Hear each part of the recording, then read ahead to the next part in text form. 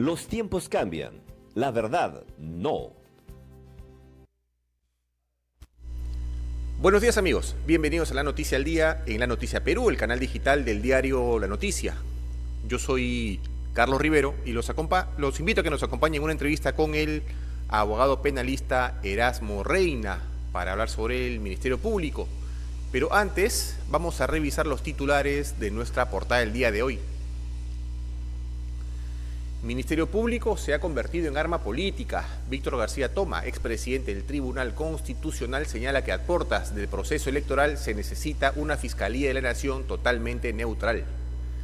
Fonavistas harán movilización en todo el país para exigir al Ejecutivo que entregue los recursos a fin de continuar la devolución de sus aportes. Cerrón se compara con Delia Espinosa, afirma que fiscal de la Nación tampoco acata resolución de la Junta Nacional de Justicia. Protestas de mineros tienen objetivo electoral, advierte Juan Carlos Liendo, ex jefe de la Dirección Nacional de Inteligencia. Y finalmente Trump amenaza a Putin y manda misiles a Ucrania. Si en 50 días no firma la paz, le aplicará 100% de aranceles. Bien amigos, como les comentaba, hoy tenemos una entrevista con el doctor Erasmo Reina a través del Zoom. Doctor Reina, ¿cómo está? Buenos días. Carlos, buenos días, a tus órdenes. Y un saludo para todos los que nos van a ver y escuchar. Doctor, la semana pasada sorprendió conocer la designación de Marita Barreto, el regreso de Marita Barreto al Ministerio Público y la designación como titular de la Fiscalía de Derechos Humanos, ¿no?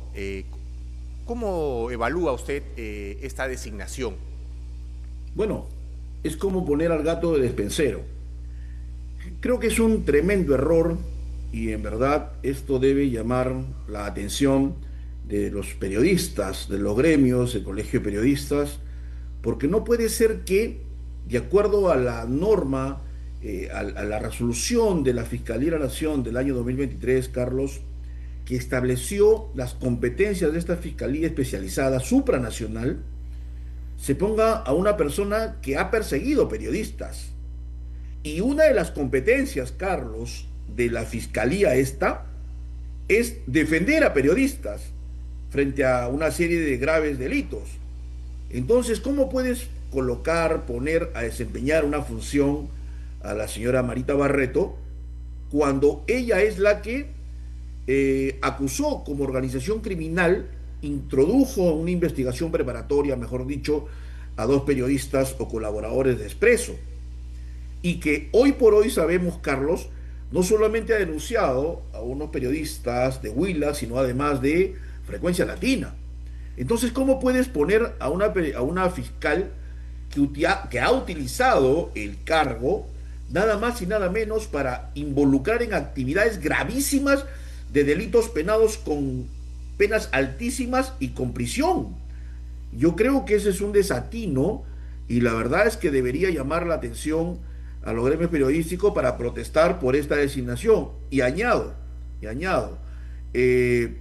esta señora fiscal además es la misma que dijo que lo que debe probarse es la inocencia y no la responsabilidad penal. Es decir, una persona que no tiene en absoluto el más mínimo respeto a las libertades y menos aún a la presunción de inocencia. Es muy grave, Carlos, lo que se ha hecho. Doctor, hay un sector que, así como usted cuestiona la designación de Marita Barreto y lo amarran con la coyuntura, protestas, se viene 28 de julio, se pueden producir movilizaciones contra el gobierno, de todas maneras tendría que actuar la policía. ¿Usted cree que la policía, tanto miembros de la policía como de las Fuerzas Armadas, que están pasibles de denuncias por actuar en este tipo de movilizaciones, corren el riesgo también de caer en manos de esta fiscal? Lo que pasa, Carlos, es que la señora Marita Barreto tiene muy relajados los principios constitucionales, ¿no? Entonces, así como lo que es blanco lo ve negro, el negro también lo puede ver blanco. Es decir, ella podría utilizar sin ningún problema, el cargo, las funciones, las competencias que tiene para en un caso proteger a algunos, ya lo sabemos su actuación en el marco de la investigación a la señora Patricia Benavides, y más bien irse contra otros. Y sabe Dios qué tipo de elementos de convicción, actuaciones fiscales pudieran perjudicar en este caso a las fuerzas policiales o fuerzas del orden, que están para eso, para poner orden en el país, ¿no es cierto? Y no puede ser que se ponga a una fiscal de cuestionados méritos, de cuestionadísima formación profesional, de cuestionadísimo ascenso en el ámbito del Ministerio Público, a cargo de una fiscalía tan importante, Carlos. Yo creo que ha sido un desatino, por llamarlo de alguna manera, o tal vez un interés subalterno, lo que se ha hecho o cuando se ha designado a la fiscal Barreto para desempeñar las funciones de fiscal de derechos humanos, ¿no? ¿Considera que la fiscal de la Nación, Delia Espinosa, ha cometido un acto quizás provocador al designar a Barreto en el cargo? No me queda ninguna duda, Carlos, que es un acto provocador contra el periodismo, porque tú no puedes premiar.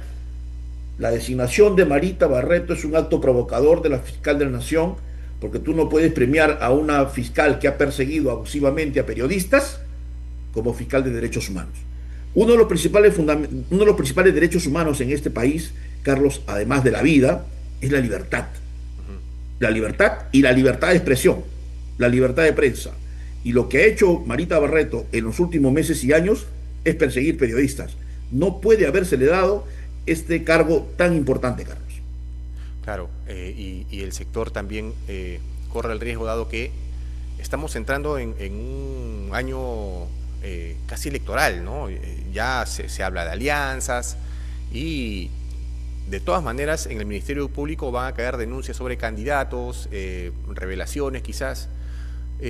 ¿Cómo cree usted que ha quedado el Ministerio Público después de esta disputa entre Patricia Benavides y Delia Espinosa, luego de que la Junta Nacional de Justicia resolviera que Benavides vuelva al cargo?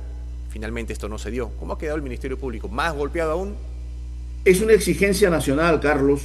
Creo que de paje a rey, todo tipo de ciudadanos con conocimientos profundos o con conocimientos superficiales exige una reorganización del Ministerio Público.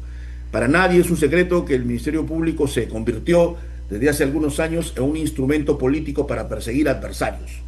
De tal manera que esa actuación del Ministerio Público y lo que ha pasado en los últimos meses en este enfrentamiento en el Ministerio Público y el apoderamiento por parte de un sector, el sector caviar de este país, Carlos, se ha apoderado del Ministerio Público, o por lo menos de sus órganos de gobierno, de quienes deciden en la Fiscalía de la Nación. Yo creo que urge que en los planes de gobierno y con la legitimidad que te da una nueva elección y de conformar un nuevo parlamento y de emerger del voto ciudadano un nuevo poder ejecutivo, un nuevo Congreso de la República, yo creo que el tema prioritario va a ser la reforma del sistema de justicia, pero además la profunda reforma del Ministerio Público. No puede continuar el sistema de justicia y fundamentalmente el Ministerio Público en manos de un poder político como es el poder caviar para perseguir adversarios. Yo creo que esto tiene que estar dentro de los planes de gobierno de todos aquellos que postulen para conducir el país desde el Congreso o desde el Poder Ejecutivo. Doctor, usted mencionaba una palabra, ¿no? Persecución, ¿no? Contra políticos, pero no contra todos, ¿no? Hay algunos a los que, digamos, hay un trato distinto, ¿no? Absolutamente, Carlos, lo he dicho. Es decir, acá hay un poder caviar empoderado de la conducción del Ministerio Público. Y evidentemente el adversario político de los caviares o los adversarios son los perseguidos, Carlos. Es evidente que en los últimos años lo que hemos visto es persecución contra Alan García, persecución contra líderes de Fuerza Popular, persecución contra la ahora Renovación Popular a través de López Aliaga.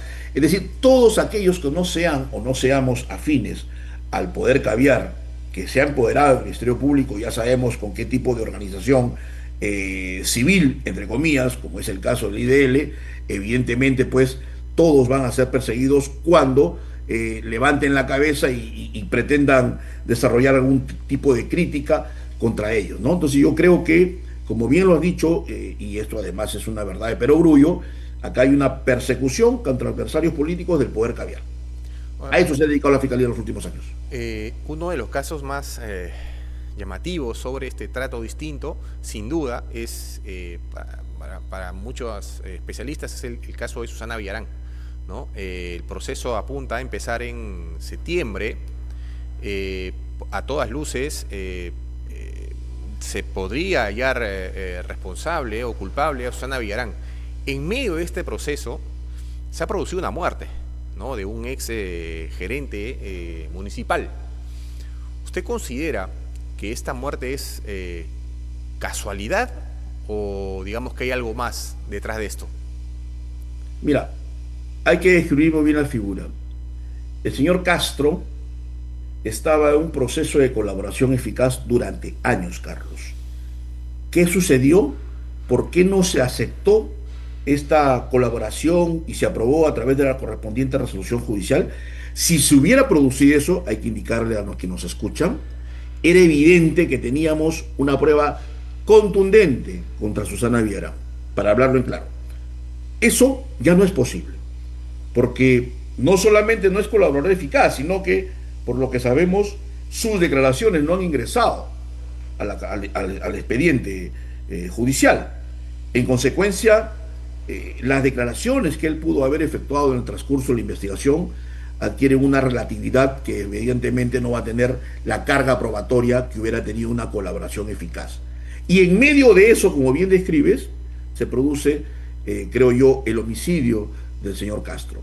Esto realmente en cualquier país civilizado, en cualquier ministerio público no tomado por fuerzas caviares, evidentemente hubiera ocasionado pues el proceso de investigación contra el fiscal, ¿no es cierto?, por las razones de la demora, una comisión investigadora probablemente en el Congreso de la República, pero acá pues pasó eso, Carlos, y pasaron los días y todo ha vuelto a la normalidad, Eso creo que es muy grave, Carlos, y creo que en algún momento, cuando se produzca la reforma del sistema de justicia y la reforma del Ministerio Público, este es uno de los hechos que tiene que ser materia de investigación, como el tema del caso del expresidente Alan García, entre otros casos, ¿no?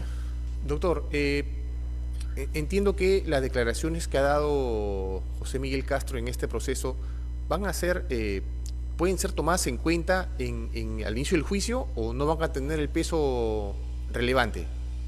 Podría ser, vamos a ponernos en este supuesto, que hayan sido ofrecidas como medio de prueba y hayan sido emitidas, pero ahí debió declarar. O sea, a ver, veamos.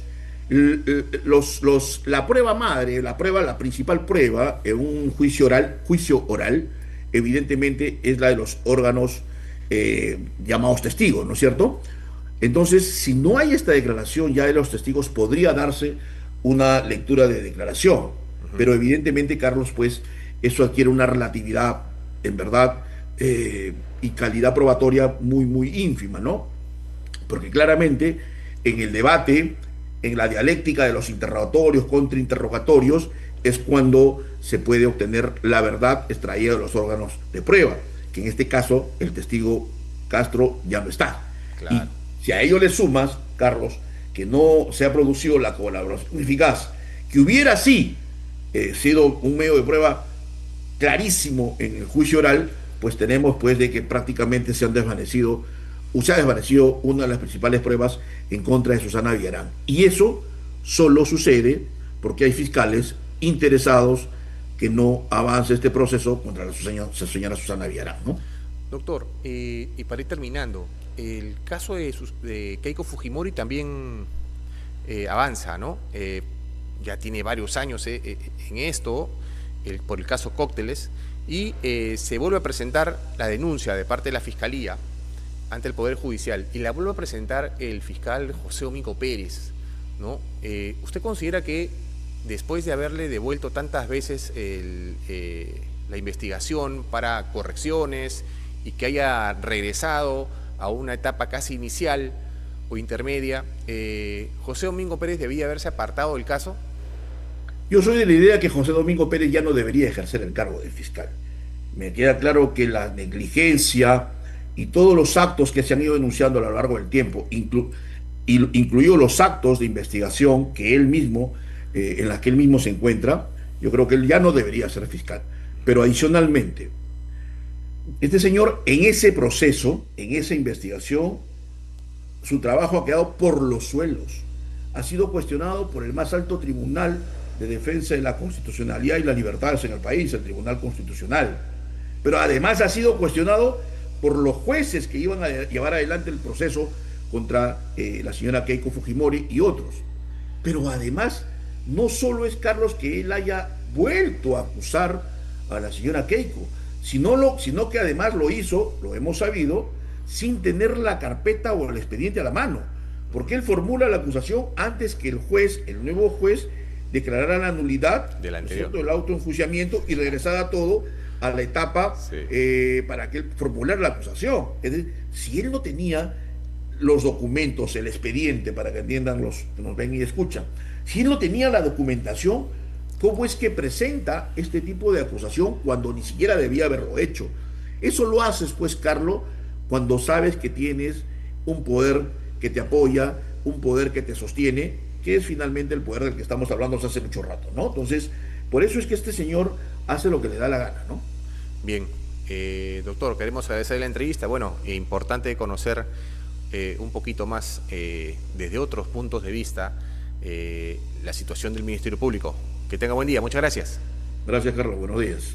Bien, amigos, estuvo con nosotros el abogado penalista Erasmo Reina, con quien hemos inicialmente conversado sobre esta designación de Marita Barreto a cargo de la Fiscalía Supranacional de Derechos Humanos. Él considera que es un acto provocador de parte de la Fiscalía de la Nación poner a Marita Barreto en este caso. Vamos a ver cómo desempeña su labor y los casos que va abordando. Yo los invito a seguir en el canal, que venimos con más entrevistas. Los tiempos cambian, la verdad no.